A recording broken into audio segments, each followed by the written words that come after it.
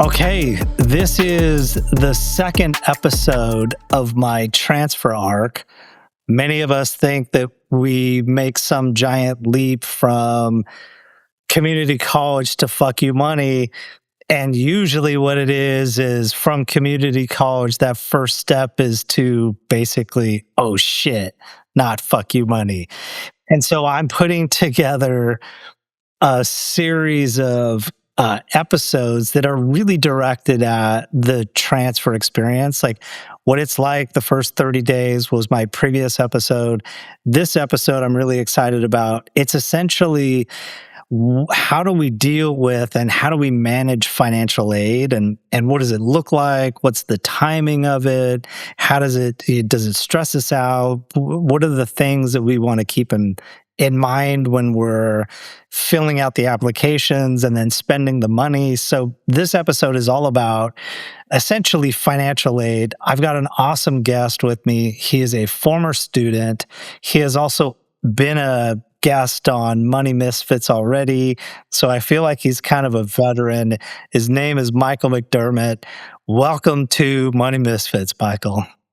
Thank you so much for having me. I'm glad to be back. Yeah. So why don't we go through your where you're currently going to school, what grade you're in, what your major is, what you hope to do when you graduate. Let's cover the basics first. All right, yeah. So I'm currently a fourth-year senior at Cal Poly SLO. So my major is business and marketing, and right now I'm kind of in the later half of my college career. So I'm kind of finishing up the majority of the classes I have. I think I have like 8 classes left, including the 5 I'm taking right now. So right now I'm kind of in a position where I'm really eager to get a job, obviously, because I want to, at least do something right with my time here and everything. So I've been like recently really looking out for jobs, and I actually transitioned from marketing focused career after college into sales. Which is pretty new to me. So I've been taking some relevant coursework, like some new classes that are more sales driven. And then I've been experimenting as well with just kind of different careers and what I want to do. Kind of throughout college, I figured that out. Last year, I was really mainly focused on marketing. And now I feel like I'm fully transitioned into sales and kind of ready to go down that career path. Nice. There's so many questions I want to ask as it relates to Cal Poly, being a senior, looking for a job, but I don't want to get ahead of ourselves. What I really want to start with, which I think is says a lot about you as a person and what you've been able to accomplish. Just transferring off to Cal Poly, which is a great school, is an accomplishment by itself, but also what you've been dealing with outside of class is also kind of it puts things into perspective. So if you're comfortable, I would really like to talk about your experience at CSM, what was going on outside of school when you were transferring to Cal Poly. And so, let's start there. Yeah, of course. So kind of, I'll be honest, even dating back from all the way in high school was really in a kind of a weird spot for me because I was learning a lot about myself and kind of what I wanted to do. Like both of my parents, for instance, they never went to college. My dad never even graduated high school. So school was never really in the cards for me to begin with. And throughout high school was kind of really tough for me because I was dealing with off the field issues as well as on the field issues. My grades were falling. I was taking care of my mother with stage 3 cancer. During COVID, we got evicted and moved into affordable housing, which is basically project housing. And they're currently still living there and everything. And so at that time, it was really hard for me because on one end, I'm trying to figure out who I want to be and, what I'm made of. And there's a lot of self-doubt that comes with that. But really kind of seeing my friends go off to college, they all got into pretty good universities, and there was a small group of us who kind of stayed back and took the community college route, which honestly really in a sense, kind of saved my life and kind of really helped me get motivated for my career. So, kind of a little bit of background at CSM. It was kind of a time where I was giving school a shot, a second chance, because in high school I didn't really give it that much effort due to taking care of my mother and my family. And that was really a time where doors opened up to me. And obviously, taking your accounting class, Professor Heath, I was kind of always I don't know how to describe it, maybe like a little bit nervous as far as my future and everything, because I hear about your story and your success and you kind of being vulnerable to sharing the challenges and everything you've been through that I'm sure current viewers already know. And that was really motivating for me. And I would definitely say when I took your class and heard your story and heard everything you've been through, for lack of better words, it really kind of kicked me in the ass, because that's kind of when I realized that, I can't keep stressing out about the grades or whatever. I just have to do what I can do. At the time, I had a full-time job working 40 hours a week at Pizzeria Delfina as a cashier and host, just doing everything I can to basically support myself and support my family.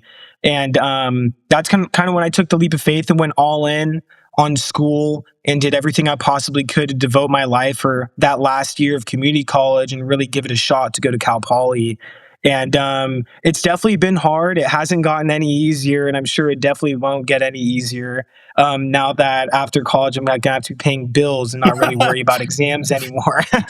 So, but it's been fun, definitely. And I think for me, kind of having a tough childhood, whether, like I said earlier, taking care of my mother with cancer, I've been, from the time I was 6 years old, I got handed the trash bag with me and my sister. We got taken away by Child Protective Services just like that. Had no idea what was going on with our living situation. My dad, he was an alcoholic. So basically, kind of, I'm not trying to come up with a sob story or anything, but my main purpose, I feel like, is to really just be better. And I've seen the struggles that my parents have been through. I've seen bad decisions, good decisions, and living through that at a time, like I said earlier, kind of diminished me and made me nervous about my future. Because at the time I didn't even realize it, but I was really building a foundation, and being able to deal with those emotions, stay out of trouble, continue playing sports, because I played baseball. That really kind of kept my head on a swivel, because I don't know if you know, but I had a baseball coach named Sean Scott, and he was everywhere and he was very intimidating. So if we were drinking and messed up, and he would walk around the halls and check in, peep into classes and make sure we're paying attention. Nice. And it really scared the shit out of me. So I really didn't want to get on his bad side, but it ended up helping me. And kind of I used baseball to uh, get better grades as well. Because obviously you need to blow a 2 or above a 2.0, and that's about what I had, a 2.0 at the time, and that kind of kept me straight as far as being motivated and doing the best I can at that time with school. Man, yeah, I will continue to say this, but especially to you, that I'm always really shocked at how open you guys are with your life stories. And so I totally appreciate you sharing a lot of your outside of school story. Absolutely. It's again, for what it's worth, it definitely doesn't sound like a sob story. Yeah. You don't, I mean, it's obviously a tough life circumstances, but you don't describe it as a sob story. It sounds like a story of someone who is sort of against all odds, and in spite of what's happening outside of the classroom, is like doing what it takes to succeed and to continue moving forward. So it definitely doesn't sound like a sob story. It's really inspirational, I think. And I wish I would have known this when you were taking my class, because you were a kid that sort of sat, I wouldn't say the back, but you were very quiet. I didn't even really know who you were in the class. Yeah, It wasn't until very recently, when you reached out to me, that I've started to appreciate your story and who you are as a student more and more. And it's like, man, I wish I would have known what you were going through. And yeah. So anyway, like I'm a huge fan and have a ton. Thank you. I appreciate it. One question I have for you, just out of curiosity, you mentioned self-doubt, and then, turning things around at CSM. Do you think, like, what do you think led to your academic success at Mhm. CSM just before you transferred? Like, what, can you just explain like the difference in your mindset or your habits? Like, could you Mhm. just kind of go through that for a little bit? Yeah, so I would say definitely throughout high school, I really did not show up to school that much. I didn't participate in class. I still had a great group of friends and everything, obviously with sports being involved. But I felt like throughout high school, and especially after high school, seeing those people kind of move on and in a sense become somebody. I didn't get jealous or anything, but that's kind of when it technically lit a fire under my ass because I was like, I don't have anything to begin with. I have nothing to lose. And I have a family in a sense that's kind of depending on me. And if anything's going to change, whether it's our financial security or food security, it starts with me. And that's kind of something I took on very early in my life, like how I said earlier, with my dad being an alcoholic, and when he like left to go to rehab, and he's been sober ever since, 8 years sober. So I have a great relationship with him now. Nice. But at the time, I basically lost everything. I didn't talk to my family. I basically talked to my friends. And kind of going back more so towards school, what motivated me was, like you messing around with your buddies. They make jokes about not showing up, but they don't know the actual reason. Yeah. And sometimes jokes get involved, and it really started to piss me off because I never thought I was stupid, but like obviously not showing up to school, getting D's, failing. I failed algebra, which, I'm never good with math, but that's not good.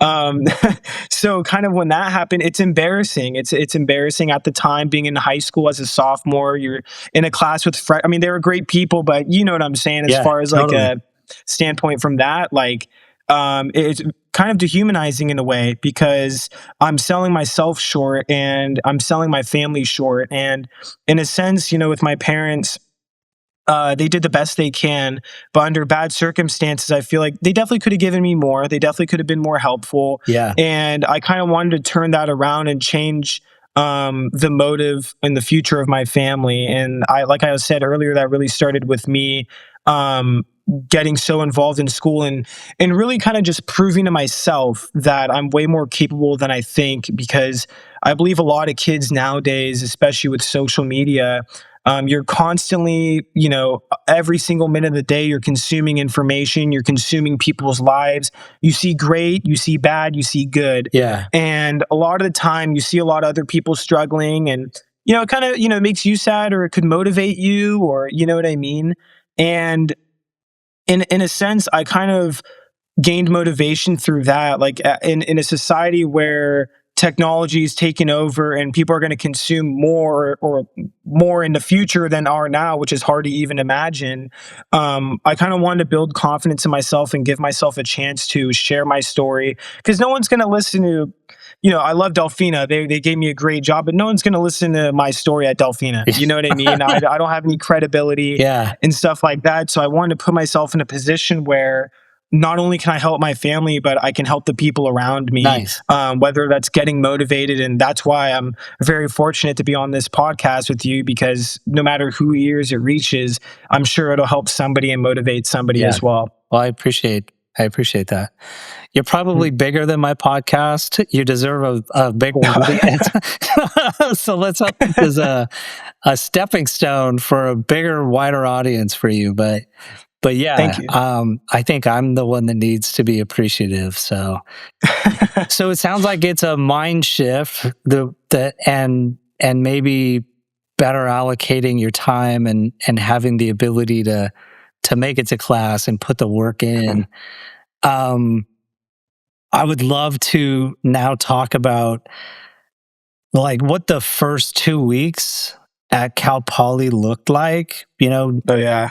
So I'm assuming that you moved to SLO and then you starting a new school. So let's just start with maybe the first 2 weeks. Like how did it feel? Was it a total shock? Was it fucking scary or was it awesome? Like how did that It first two was weeks look like?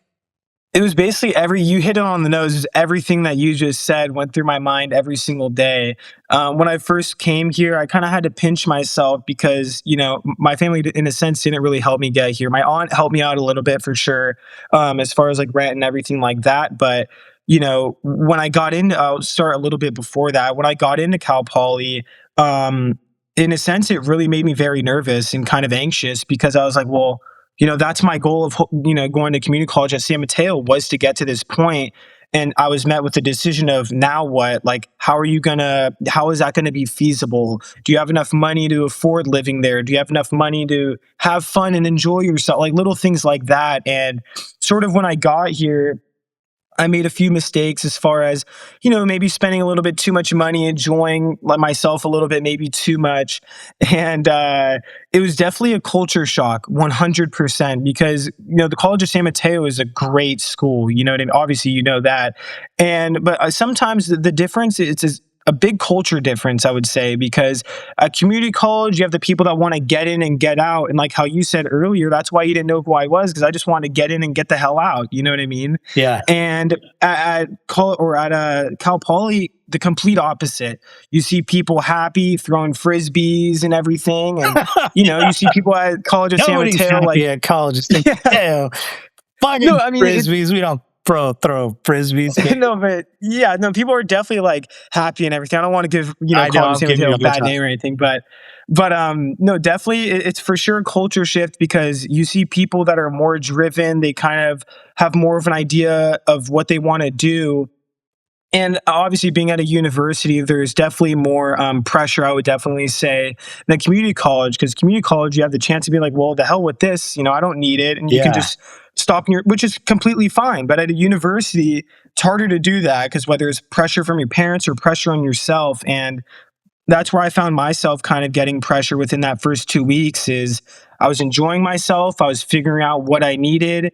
And it was the first time in my life where I was completely dependent. And to give you more insight on that, it kind of, in a sense, gave me what's the word I'm looking for? Like almost like survivor's guilt, kind of, because throughout my whole time at community college, I'm basically taking care of my mom, I'm taking care of my sister, I'm doing everything I can not only to provide for myself, but put food on the table for them and make sure everything's okay and everyone's safe and everything.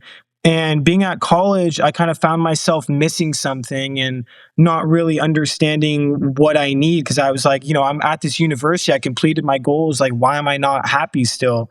And I believe the reason why I wasn't happy is because I just didn't really understand that, this time and the next 2 years at Cal Poly, you got to focus about yourself. You have to make sure you put yourself in the best position.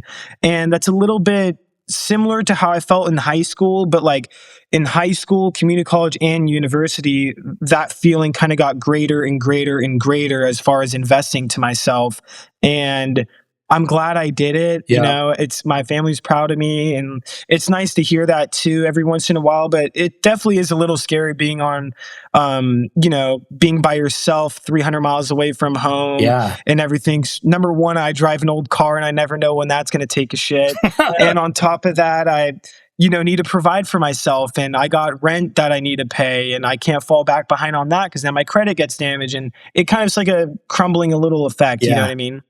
Do you, just the last question on the first 2 weeks, do you think that the anxiety you had going into that experience was warranted with what the actual experience was? Like, I remember endlessly worrying about what my life was going to be like at Cal when I was right before I transferred. And all the things that I was worried about, none of it really panned out. It was completely different, and things were totally fine. Not to say I didn't have my adjustments that I had to make, but it's like everything I was worried about was totally, it was nonsense. And so I'm just wondering, do you feel like you worried about needless things in hindsight, or was the things that you were worried about, was it an actuality in those first couple of weeks? It was definitely, I would say, a little bit of both. Because in a sense, like, at community college, I didn't make too many friends and everything, and so that was a big stressor. Like, because I have a few friends that obviously go here and everything, and I kind of wanted my own friend. Like, I still love them and I still hang out with them, but I wanted my own friends. I don't want to, like, in a sense, kind of take his friend, not take his friends, but you know what I'm saying? Yeah, Like, totally. not break away and get my own experience. So Yeah. that's kind of one thing that I was mostly worried about. But one thing that really helped me kind of get over that was to just take a deep breath and stop putting so much pressure on myself, because in a sense where you got to find balance between knowing what you want to do, finding motivation, and just enjoying yourself. Yeah. And before at community college, it was all gas, no brakes. Yeah. I was doing everything I possibly could, and putting a lot of pressure on myself while doing that to get to this point. And now that I was here, yeah, my friends even tell me today, like, hang out with us and just take a load off, like, relax. And still, there's still that, devil on my shoulder in the back of my head being like, no, like, you got to keep on working. You got to keep on doing this. And I find myself even to this day when it's like 10 o'clock and I have nothing to do, my mind's still going and I still feel like I have stuff I got to do. And I still got to be proactive as I only have 5 months left, Yeah. And I'm definitely in a position now where I found a good balance of enjoying myself as well as staying motivated. And that kind of starts with just having a routine. And at community college, I had a routine and it really helped me get to the point that I am at today. Nice. And I lost that with the added pressure and confusion on why do I feel anxious? Why do I feel this way? Yeah. And I got kind of away from that. And recently I really started to get back towards that and kind of get in a better mind space, because the clock's ticking. I don't have all day to be worrying about what I'm not doing. Yeah, I got to be you're worrying already about what I'm doing. 22, right? Or 20, what Yeah. you be? 22. Yeah, 22. Yeah, your fucking life is coming to an end soon. Yeah, dude. You will look back. You will look back 10 years from now and be like, "Fuck, what was I worried about?" Exactly. I'm not diminishing what do you currently stress about, No, yeah. but it's just like, man, and with hindsight, it's like I just shouldn't have been so worried about things. Yeah, Like, that's the exactly. way I've gone my whole life. I'm a lot like you, where my mind is always racing, and I always feel like I have to be doing something, and I always feel like I want to be moving forward, and yeah, I always feel I have a tendency to feel anxious quite a bit, and a lot of times looking back, it's like even just looking at pictures on my cell phone from like 4 or 5 years ago, it's like, fuck, I was like wasting so much time worrying about things. It's terrible. Yeah. Okay, so let's now, the whole point of this conversation is supposed to be about financial aid. And so I want to Yes. talk about, there's a lot that I do want to talk about financial aid, but let's start with the absolute basic, which is you transfer off to Cal Poly. When do you get paid? Like, when does your financial aid check come in? Do you get paid before you start school? Do you start school and then you get paid? Like, how does the timing of your payments look like? So it's funny you say that, because that was the first issue that I dealt with at going to Cal Poly. So I signed up for classes, I had all my classes going, and it was like day 2, it was like a Tuesday. And I look at my phone and I still didn't get the mobile deposit. And I'm like, what the hell's going on? Like, you know what I mean? I'm starting Yeah. to freak out. And I go to the financial aid department to speak with them, and they're the best. They help me out a ton. And basically how it works is, the financial aid through FAFSA, basically that company and organization pays the school. So they have to pay the school first, then you get them, obviously, then you get the money. So at that time, there was an issue with FAFSA and everything was processing very late. It was about like a year and a half ago, and it was some sort of issue that was going on. Yeah. So it kind of delayed things. But they did a really nice job of ensuring me that, like, hey, there's nothing you need to do. Like, you're completely fine.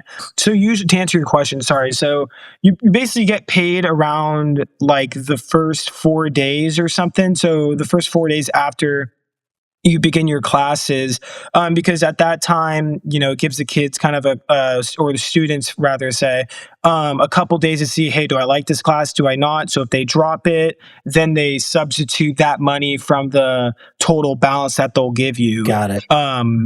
And so, yeah, but then there's more challenges with that because then you got to figure out how to budget, especially being on your own as well. Yeah. So do you live in student housing, or did you rent in a room or an apartment? Yeah, so right now I'm renting a room in an apartment like 5 minutes off campus, but it was actually sorry, it's a very small story, but funny story. So when I was coming to the college, I think transfer students get reserved spots in student housing to kind of guarantee their living situation, especially somebody like me, how you heard earlier in this podcast. Yeah. Definitely not the one to be beggars and choosers. So I was not only looking at apartments online and meeting random people in Facebook groups, but I was also going through the school website and everything. And so the first day it came out that the open spots were available in on-campus housing, I thought we had 100% like reserved spot. I didn't know it was a first come first serve type of thing. So I saw then I was using Facebook groups to text people, and instead of just applying for the housing and getting in, then looking for roommates, I wasn't educated, so I was looking for roommates, then trying to find housing through the school. Yeah. And basically 2 days later, I checked because I found people and it was done and I couldn't get on campus housing. So that was definitely a big holy shit moment because I was like, well, now I got to pay more money in rent and figure out where the hell I'm going to live that's somewhat close to campus. So you had to pay, sounds like you had to pay some of those bills before you got your financial aid check. Yeah, so like as far as like orientation and stuff like that, you do have to pay out of pocket and everything for that. But I didn't have to pay the school actually out of my own pocket before I received the financial aid money, because the school financial aid department is connected with FAFSA. Got it. And so they basically run that transaction on their own accord, and we really don't have anything to do with it. We just get the residual leftover Pell Grant or scholarship money that's left over after paying for the courses. And so that's with student housing. So obviously, if you decided to live off campus, it sounds like you probably have to have that worked out. At least the deposit or the first month's rent before school starts, because you're not going to get your FAFSA, your financial aid check, until the first week. It sounds like in your situation. Exactly. Yeah, and I stated earlier too that when my aunt helped me, so my aunt, kind of shortly after that happened, I didn't receive my scholarship money from the College of San Mateo yet. And so I was kind of freaking out because I was like, well, how the hell am I going to pay from July to September? I don't get my money until September, like late September too. And that really freaked me out too because I already signed the lease. And I was like, well, how the hell am I going to pay for it? And then that's when she like blessed me to help me out. She pulled $3,000 out of her retirement fund to help me.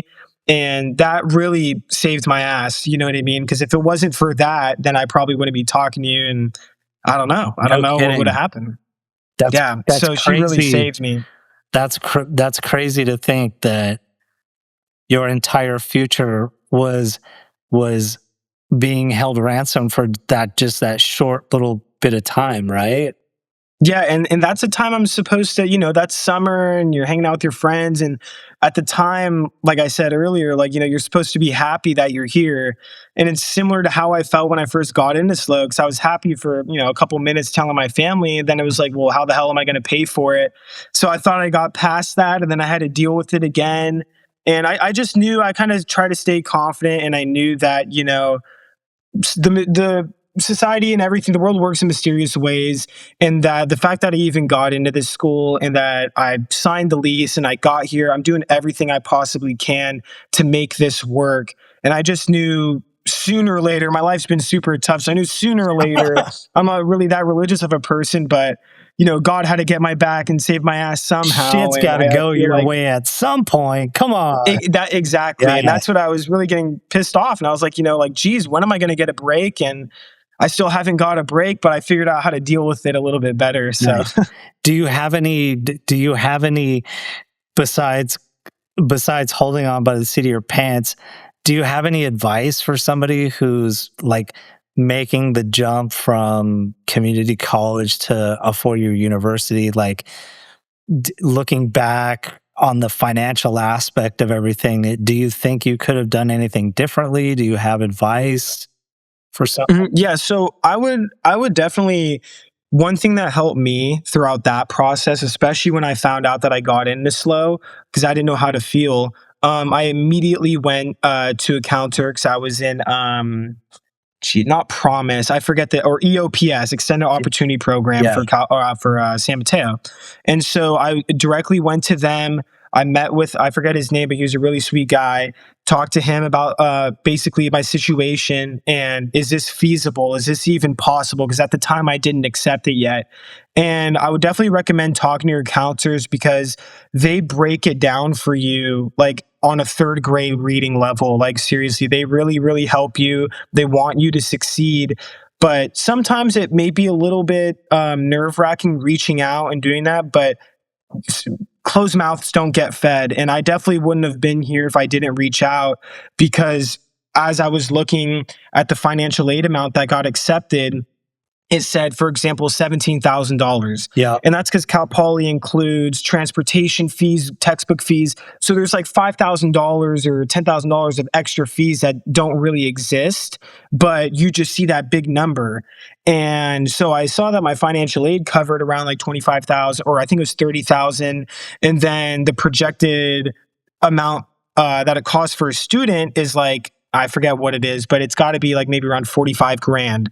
So I was like, well, I can't afford this. So when I talked to him, he basically broke it down to me and said like, no, like, you know, basically you got a full ride scholarship. You don't have to pay for school because the financial aid covers everything. And that's really kind of when I not got emotional or anything, but really was like finally could take a deep breath because I was like, oh my God, like fine, like now I don't have to worry about all of that. Because really, if I had to pay for school, I probably wouldn't have went to SLO. Probably would have just stayed back home and went to San Francisco State. Yeah. And getting that help really, really helped me relax. But then again, there's more hurdles as far as planning ahead, as far as rent, like how we said earlier, where you want to live Yeah. and begin that process. And they help you so much that you don't even realize the services they're offering for you. It truly, truly guides you in the best possible way. And at the end of the day, they get paid for it. That's their job. Their job Yeah. is to help you. And as long as you know, use your voice and obviously show that determination and, Yeah. you know, squeaky wheel gets the grease, do whatever you can to possibly get there if they're going to help you with Nice. that and make your life a lot easier. Okay. So two questions on your first financial aid check. Do you know if any of it, that did you have to spend any time thinking about like taking out student loans, or was your award all scholarship and Pell Grants? And you want to just It was, through that? yeah, so it was all scholarship and Pell Grant. So one thing that I didn't get help with, though, that I will say is scholarship. They did help me with Pell Grant and everything like that. But definitely, I do think within our education system, not San Mateo in a sense, but really just everything in a whole, they don't really help you with scholarships as far as information. And I personally, like, if I were to kind of give my piece of advice to directors or people that control all of this is I believe that they should definitely offer services for students that fall under a certain demographic, such as myself, whether it's low income. So, like, if I get the full financial aid index, I believe that there should be a certain group of people that can help guide those kids and help them with like everything. So as far as knowledge, learning about, because like, for example, this year I did some research on my own time and I qualified for a middle class scholarship, which is like an extra 5 grand in free money Pell Grant that you don't have to pay back. And I didn't do that last year because I had absolutely no idea. And I would definitely say just huge preparation as far as knowing how much school's going to cost, knowing how much they're willing to help you. As far as reading your financial aid index too, if I think the max is if it says negative 1,500 for your index, you receive the full amount, and school's basically free at that point. But it is definitely a little harder as far as scholarships. Because that's really on your own time. Financial aid, you kind of do whatever you have to do, give the government the information, and they help you, and that money's instant. But scholarships is a little bit different because you have to apply, you have to go through processing, time, candidates, and that really takes time. There's not as much info on how to get prepared to basically receive as much money as legally possible that you're eligible for. And I really wish that they would do a better job of that. But that's just the whole financial system as a whole. How about was there any discussion about taking out student loans? Yeah, so I was thinking about that too. So I actually did take out a student loan. So I had to do math, obviously, as far as knowing how much money I'm going to pay in rent. I'm not pulling out student loans to pay for school. I'm paying out student loans to pay for rent, which is, even makes me even more mad, but it's okay. But basically, through that, I did the math on how much money the school was giving me. I had to do research on when that deposit hits. So basically, that deposit hits every 4 days after the start of a new quarter. So basically, every 24 weeks or a quarter is like 12 weeks long. So around every 14 weeks, that's when you're going to get your money. So I did a bunch of research and calculations as far as when I get my money, in each month, the first of the month, obviously, you know what I mean? You got to, how long your lease is, and you got to plan those certain deposits accordingly. And even today, I'm still getting better with it. So right now, I think I said earlier on your podcast, the previous one, that my savings account is strictly for rent and PG&E, strictly. I don't put a dime into that. All my money I have in savings is in Robinhood, is in the market, because that's kind of what helps me as far as knowing where my money's at and what money I can touch and use and not use. So right now, I see that nice amount in the savings account, but it's not mine. It's, it goes to Uncle Sam. So I really have to keep that in mind and kind of plan accordingly. Because when you see that big money or that kind of extra couple $1,000s just sitting there, it's really hard not to use it, especially when your checking account. Because I think last year when I came back after my first year of school and after the Pell Grant and everything, so I didn't have a job, and I drove back home with $400 in my pocket, thinking, well, how the hell am I going to pay for PG&E? How am I going to pay to live? And so I really had to do that over again. And that's when I, thank God to Pizzeria Delfina, they took me back with open arms, worked my butt off again all summer, as well as took summer classes. And sorry, to answer your question, I would definitely just say plan accordingly, figure out the days, if it's quarters, semester. So semester, you get paid twice. First semester, second semester, quarter, it's 3 distributions. And you just got to know and plan how long your lease is, when you have to pay rent, which is the first of every month, and kind of how much money do you have and are you going to have in that 12-week time frame to basically guarantee, because at 12 weeks, I mean, that's 3 months. So, and basically the school gives me around $3,000, I would say, for the remaining amount for my Pell Grant. And about the student loans, so I pulled out a $5,500 loan. They offer a subsidized loan. And so the $5,500 loan is basically for each academic year. So last year I pulled out $5,500, and it breaks up into 3 payments. So I think it's $1,800 a payment. So last year my rent was $900. So I knew for a fact in my head, all right, well, that's 2 months. How am I going to make up for the 3rd month? And according like that. And so what I would do is I would take out an extra $1,000 from my Pell Grant and put it into my savings with the rest of the loan money that I got, to basically guarantee all right, that money's there. Now I could plan accordingly. And that really helped me get organized, because staying organized and just dealing with that initially helps you out in the long term 100%. Because if you're behind and you get screwed in a person like me, in a position that I am, where I don't have a safety blanket, you have to be perfect when it comes to that in bills, because it's not anything to do with high school. It's not high school shit. It's not college shit. It's not, you can't sweep it under the rug. This affects your future and credit score and all that, and renter report history and so on and so forth. Did anybody tell you to do that, or was it just sort of common sense to you that you were okay, well, if my rent is $900 a month and I got to survive from this first financial aid check to the next financial aid check.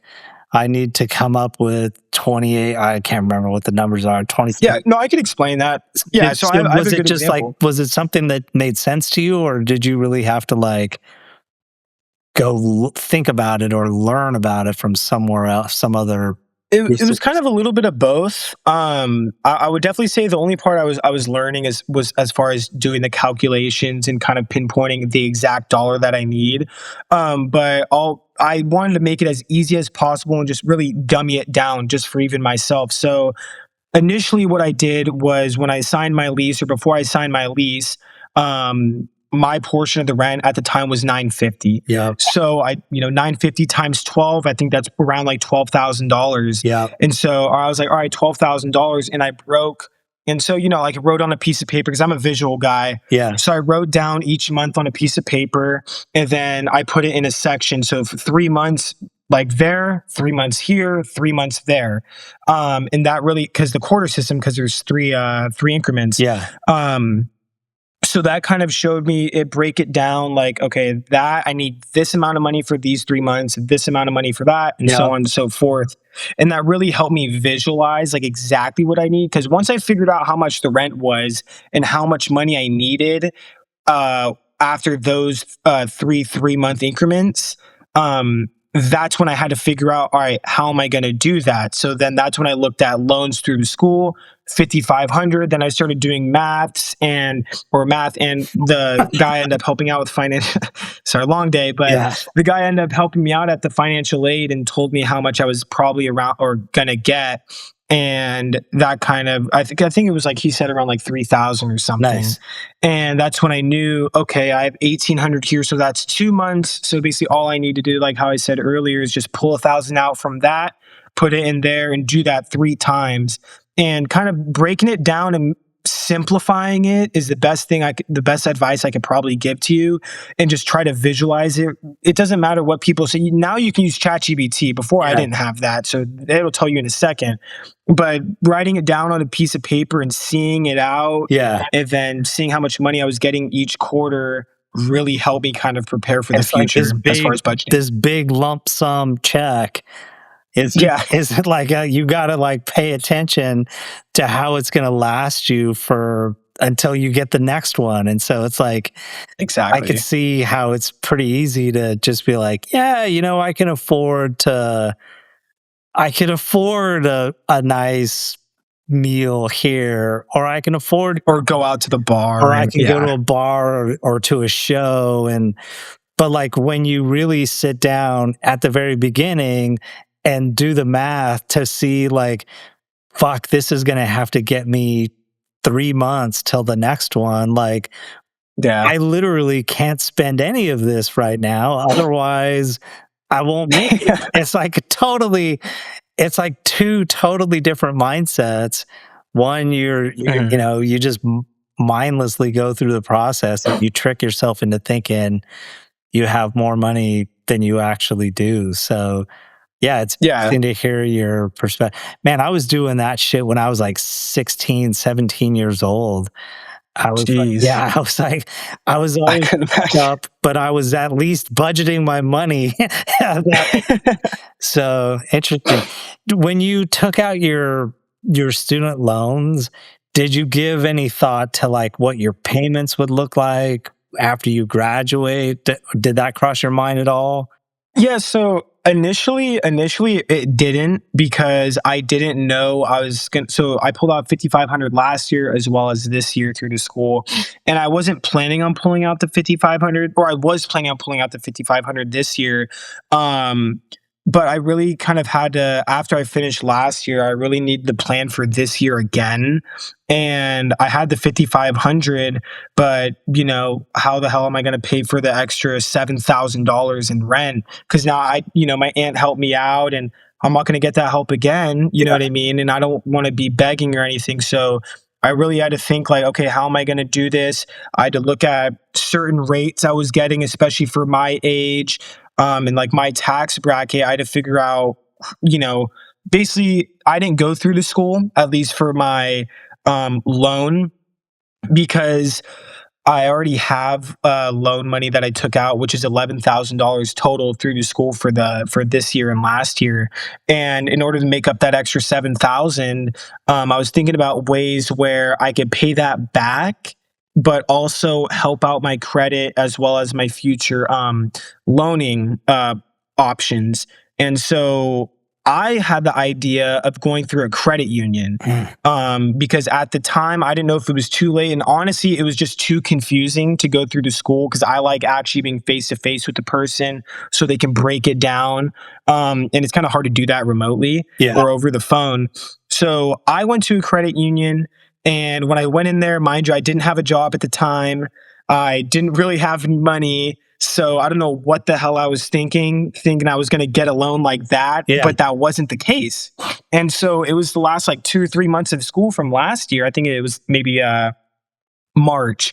And so I really was like, well, shit, I just re-signed the lease. How the hell am I going to pay that extra 7,000? Because I knew I was going to get the 5,500 because I went through the process the year prior. Yeah. And so when I went with the lady, I got hit with the hard truth, and she was like, well, I can't give you a loan. You don't have a job. And I was like, oh, I had no idea. I was like, holy shit, like my parents didn't tell me that or anything. Yeah.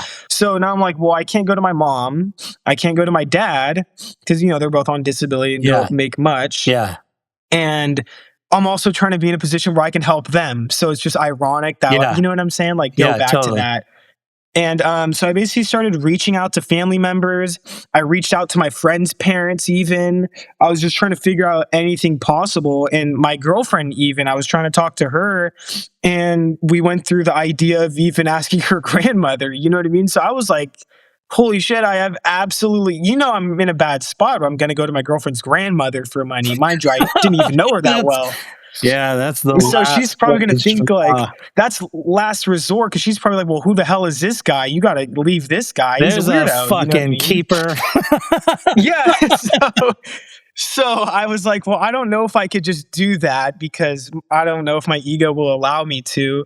And basically, I ended up reaching out to my uncle, and my uncle has been like a superior help to me as far as being there for me. Because, like I said, growing up, I didn't talk to my family that much, just because I was very closed off, taking care of my immediate family. And throughout high school, my relationship with him got better, and that was really a last resort. And I was like, hey, like I don't need any money from you. I promise you. Like he just told me to. Like, shut up. Like, I'm going to help you. You don't even you don't owe me anything. And so he was able to sign off. And that was a process too. Cause he's pretty, I don't know, lack of better words, but he has no idea what he's doing when it comes to using a computer. So it's hard for him to send over his pay stubs and everything to prove that he's worthy. Especially to this lady, the loan lady, because, she thinks that I'm probably an idiot thinking I can get a loan. And now I'm reaching out to random people. So once I went through that verifying process and got the money, I think it was around like $8,000. And I wanted to make sure before I got the loan or anything, before he signed off on anything, hey, how much am I going to need to pay? What is the interest looking like and things of that sort. And so right now I'm paying, I think around like $265 a month on top of PG&E, on top of, insurance for my car and all that. Cause I pay all that by myself. So getting that whole number as far as what I actually need to pay helped me a lot, even with the money that I got from Pell Grant, because to take more pressure off myself, I signed up for that middle class scholarship, and that really saved my ass too, because that, basically it's kind of coming out of the school's pocket in a sense rather than mine. So you have an $11,000 loan through school, and then an additional 7,000 or 8,000 from the credit union. Yeah, and I did as much damage as I possibly could, especially last quarter with working. So now I have like 6,000 left, which is great. And they were giving me, I just wanted to plan accordingly too, because I feel like definitely when I graduate, my main focus is going to be paying off that school loan since it is subsidized. So it doesn't accrue interest till 6 months after I graduate. And so the total amount that you borrowed, I mean, this may sound like an obvious question, and I think I already know the answer to it, but you're not borrowing money so that you can have a more extravagant lifestyle. Oh, absolutely So not. Yeah. you're borrowing you're borrowing money because it's like there's a bare minimum that you need to like get out of school with a degree, like Yeah. eating top ramen every night. And 100% that's surviving. yeah, so Yeah. that is definitely something that people should keep in mind, that it's like, you know, there's all sorts of things that we want to think about when we are borrowing money to pay for our school. Some of it being, how much is the payment going to be when I graduate, and am I going to have a job that will allow me to make that payment? Because again, we don't really want to get to the end of the process where, okay, I'm graduating and I have a degree, but I had to take out so much in student loans that I'm going to be in a worse position after I Exactly. graduate. So one thing that I do is like, okay, how much do you need? And then what will the payment look like? And then you can start entertaining, okay, well, like, should I borrow a little extra money to give me a little bit of breathing room, or create an Mm. emergency fund, or provide some space for me to go have a little bit of fun here and there? Yeah. And so it sounds like you're in the camp where, man, I am only borrowing the absolute minimum. And it doesn't sound like you've borrowed enough to make it be a terrible decision. I'm sure that you will be able to find a job that pays Mm. enough to cover your then current living expenses while also paying down your student loans. It doesn't sound like it's going to be too much of a Mhm. headache. No, 100%. That's why I figured too to go through the credit union as well, which I mean, if obviously people are watching, I advise to look into that as well. Because my friend had a situation where he was going to college out of state in Washington. And, I'm not going to share too much about it, but basically his parents like stopped helping him.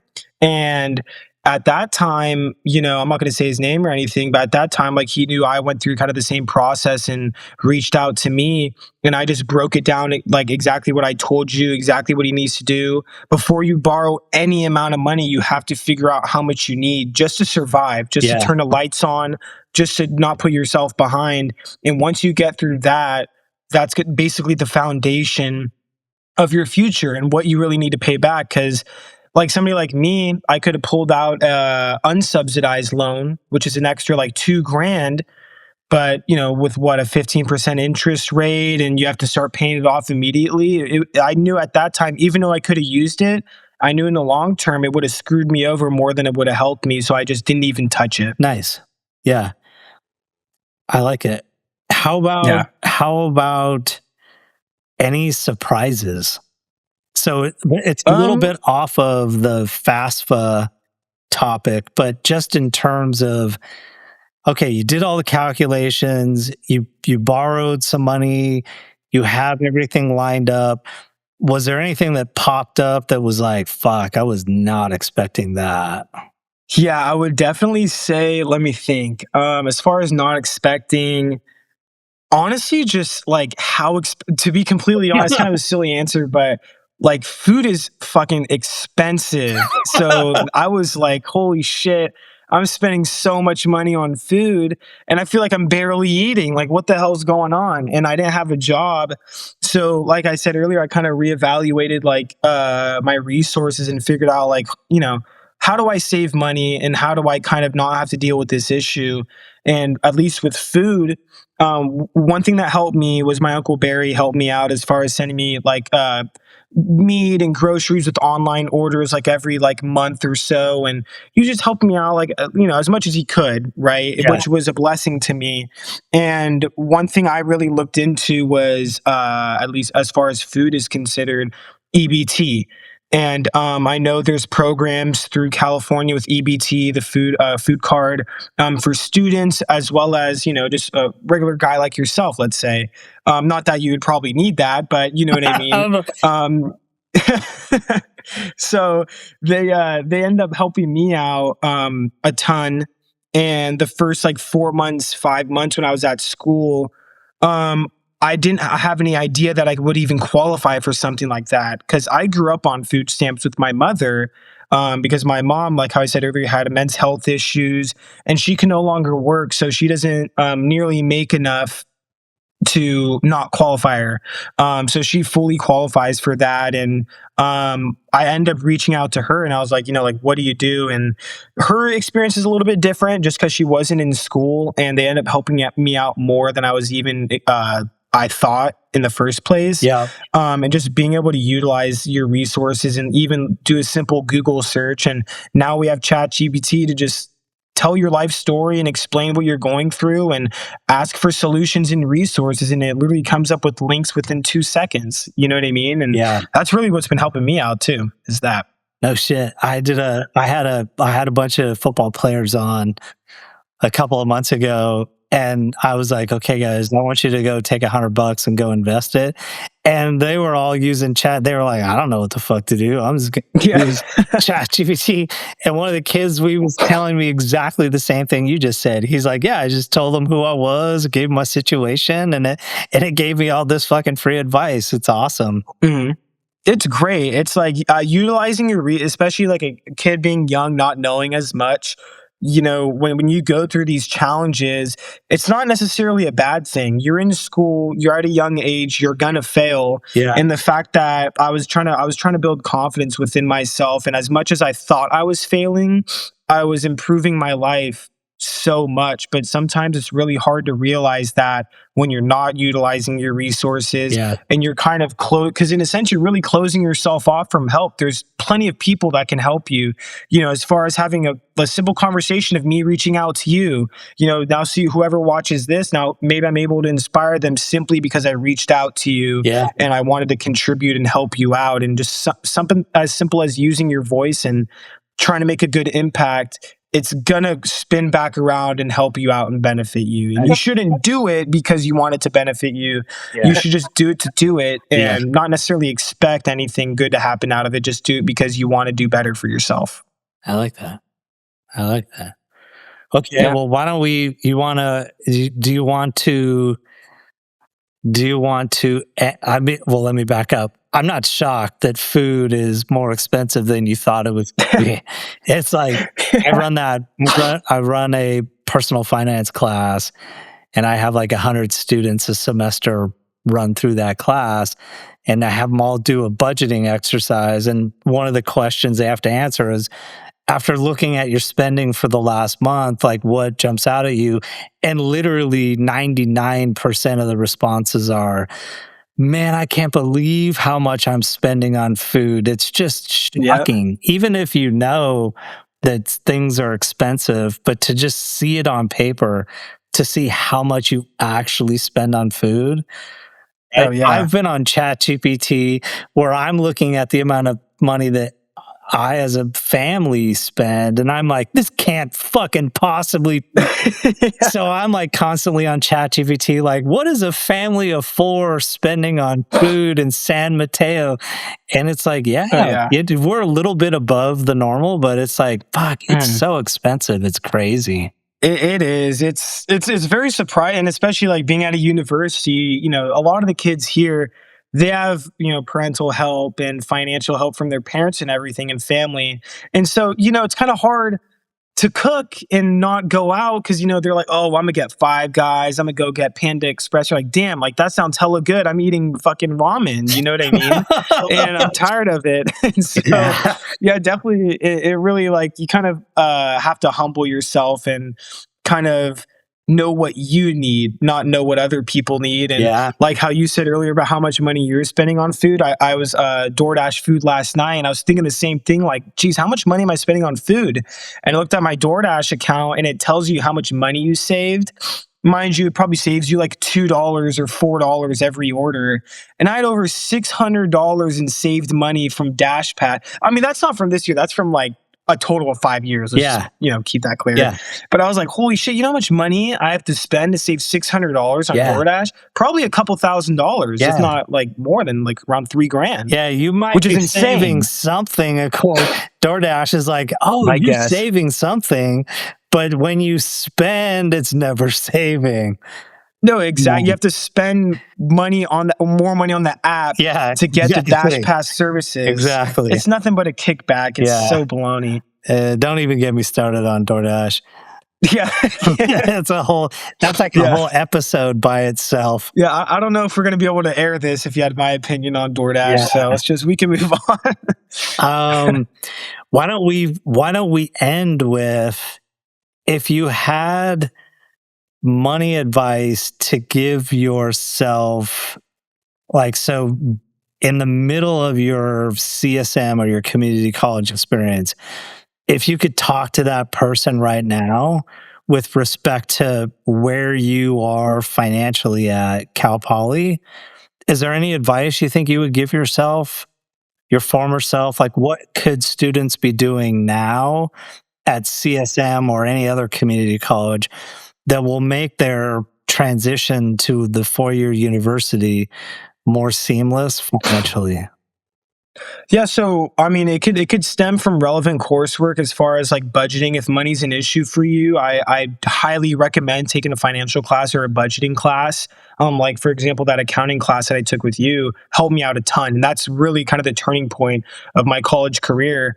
And I would probably tell myself, instead of looking at the bigger picture as far as how much money you're going to need for the next 2 years to even go to SLO, just do it 1 year at a time. And so, like, one thing during my sophomore year, I would probably tell that version of myself to, how much money can you possibly save to where, you're still able to enjoy yourself, but, how much money could you save where it's going to help you out in the future? Because now, I really wish, like, if I saved like $100 a month or a couple $100 out of each paycheck, instead of, taking trips to Tahoe, LA, or New York, instead of wasting that money, I wish I just put it in the market or put it in a savings account so I can just kind of not, or just eliminate that future stressor. Because the more and more you put that, budgeting and how much money you need to the side, which I definitely did do until the last minute, the more stress you're going to put on yourself and the harder you're going to make it for yourself to enjoy yourself, especially with a huge accomplishment of getting into a university, which is probably everyone's goal. Yeah, I like it. Okay, how about last question, and we'll mic drop it after this question. So moving out of the money basket and into just being a student and surviving the transfer experience, what's your advice to students just in general about transferring to a four-year university? Definitely go somewhere where you feel like best fits your personality. So like, for example, if you're an outdoorsy guy, SLO has a bunch of trails, has a bunch of beaches.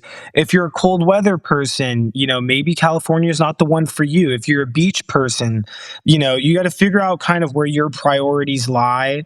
And if you're really a person that doesn't care, then, I mean, obviously you can go wherever you want, right?